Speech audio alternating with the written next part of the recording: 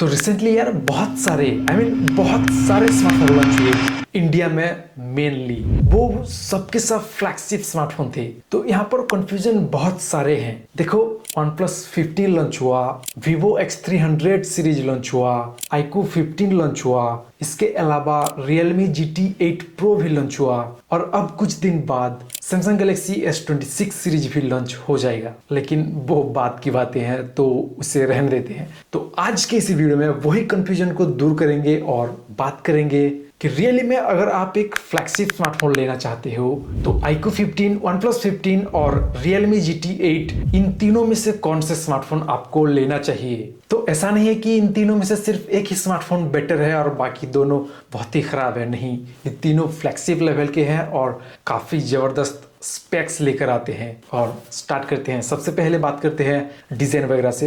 अब देखो, iQOO 15 का डिजाइन काफी सिमिलर है iQOO 13 से, ऑलमोस्ट ही सिमिलर मान के चल सकते हो।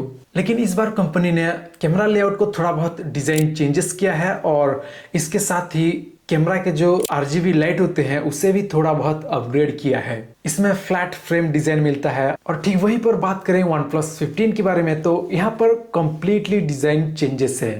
आप OnePlus 13 से अगर कंपेयर करते हो तो बिल्कुल ही नया डिजाइन है OnePlus 15 में। फ्रंट की तरफ फ्लैट डिस्प्ले, साइड में स्लाइटली राउंडेड एजेस के साथ एक प्रीमियम फील देने वाला फ्लैट बेजल्स, और इस बार बैक साइड में सर्कुलर कैमरा मॉड्यूल को हटाकर एक स्क्वायरिश कैमरा मॉड्यूल दिया है, लाइक OnePlus 13s की तरह ही सेम तरह के डिजाइन। लेकिन गाइस, सबसे यूनिक डिजाइन है Realme GT8 Pro में। बैक साइड में चेंजेबल कैमरा मॉड्यूल के साथ ये स्मार्टफोन आता है। इसके अलावा फ्रंट साइड में फ्लैट डिस्प्ले है, साइड में मेटल फ्रेम्स, और ये जो बैक साइड में कैमरा मॉड्यूल चेंज कर सकते हो ना, यहाँ पर आप अपने हिसाब से कस्टमाइज कर सकते हो। ये काइंड ऑफ कूल फीचर्स है। तो मेरे हिसाब से आई थिंक OnePlus 15 का डिजाइन काफी बेटर लगता है, काफी मिनिमल भी है और सेम टाइम ये प्रीमियम फील भी देता है।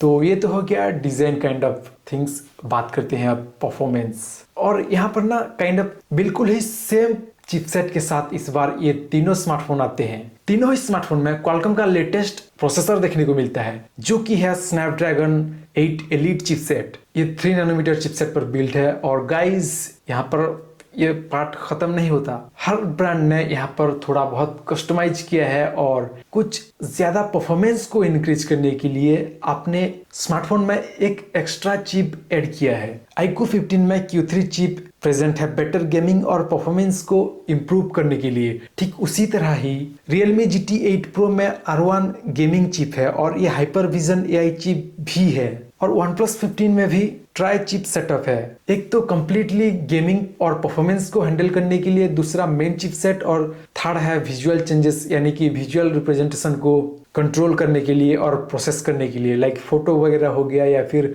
डिस्प्ले में कुछ शो करना। ये सेपरेट एक चिप में हैंडल होता है OnePlus 15 में। तो कोर परफॉर्मेंस तो सेम है, सेम चिपसेट होने की वजह से, बट जो कैमरा में परफॉर्मेंस हो गया, इमेज प्रोसेसिंग हो गया, या फिर गेम प्ले में प्रोसेसिंग हो गया, या फिर बेटर हीट मैनेजमेंट, ये काइंड ऑफ डिफरेंट है तीनों ही स्मार्टफोन में। तो परफॉर्मेंस और प्रोसेसर में कौन से स्मार्टफोन बेटर है बात करते हैं एंड में। उससे पहले बात करते हैं डिस्प्ले के बारे में। सो स्टार्ट करते हैं iQOO 15 से। 6.85 इंच का 2K फ्लैट एमोलेड डिस्प्ले है, Samsung M14 पैनल पर बेस्ड है। और ये सैमसंग का लेटेस्ट डिस्प्ले टेक्नोलॉजी है जो कि फीचर करेगा S26 सीरीज में भी। और इसके साथ ही इस iQOO 15 में 6000 निट्स तक के peak brightness, peak outdoor brightness देखने को मिलते हैं। और Realme GT8 Pro में 6.78 inch quad HD AMOLED display है with 120 hertz fast refresh rate और पीक ब्राइटनेस यहाँ पर भी है 6000 निट्स तक की। लेकिन OnePlus में गाइस स्टोरी थोड़ा बहुत चेंज है। यहाँ पर 1.5K रेजोल्यूशन के साथ डिस्प्ले है, लेकिन रिफ्रेश रेट में ये काफी जबरदस्त है 165 हर्ट्ज रिफ्रेश रेट के साथ। मतलब गेमिंग और स्क्रोलिंग काफी जबरदस्त स्मूथ होने वाले हैं। तो तीनों डिस्प्ले में काइंड ऑफ सेम तरह के ही रेजोल्यूशन देखने को मिलते हैं और सेम तरह के ही ब्राइटनेस वगैरह भी है। कैमरा डिपार्टमेंट में ना थोड़ा बहुत डिफरेंस है तीनों ही स्मार्टफोन में। iQOO 15 और OnePlus 15 में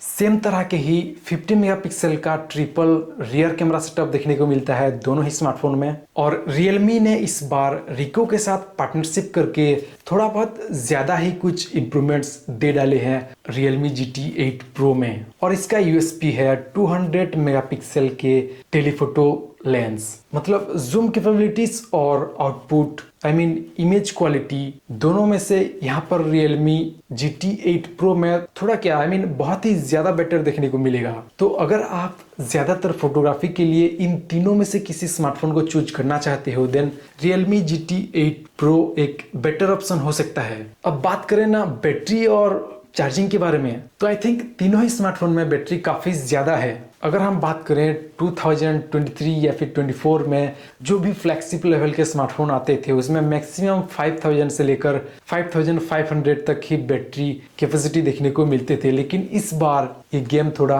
पलट चुका है। ऑलमोस्ट सभी तरह के ही स्मार्टफोन में 6500 से लेकर 7000 तक के बैटरी कैपेसिटी देखने को मिल रहे हैं। iQOO 15 और Realme GT 8 Pro इन दोनों में ही 7000 mAh के साथ बैटरी कैपेसिटी देखने को मिल रहा है। और इसके अलावा लेकिन OnePlus 15 में गेम थोड़ा चेंज है और ये थोड़ा बहुत और आगे है और बैटरी में 7300 का एक मैसिव बैटरी देखने को मिल रहा है, वो भी 120 वाट फास्ट चार्जर के साथ। तो बैटरी में तीनों ही स्मार्टफोन में एबव 7000 mAh का बैटरी देखने को मिलता है, लेकिन मेन चेंजेस है जो टेक्नोलॉजी इसके पीछे यूज किया गया है। OnePlus 15 में काफ़ी एडवांस और न्यू टेक्नोलॉजी यूज किया गया है। हम एक्सपेक्ट कर सकते हैं कि इसका बैटरी बैकअप थोड़ा बहुत ज़्यादा हो। तो गाइस अब बात करते हैं कौन सा smartphone real value for money के साथ आपको लेना चाहिए और कौन से स्मार्टफोन को विदाउट एनी कंफ्यूजन यहाँ पर चूज करना चाहिए।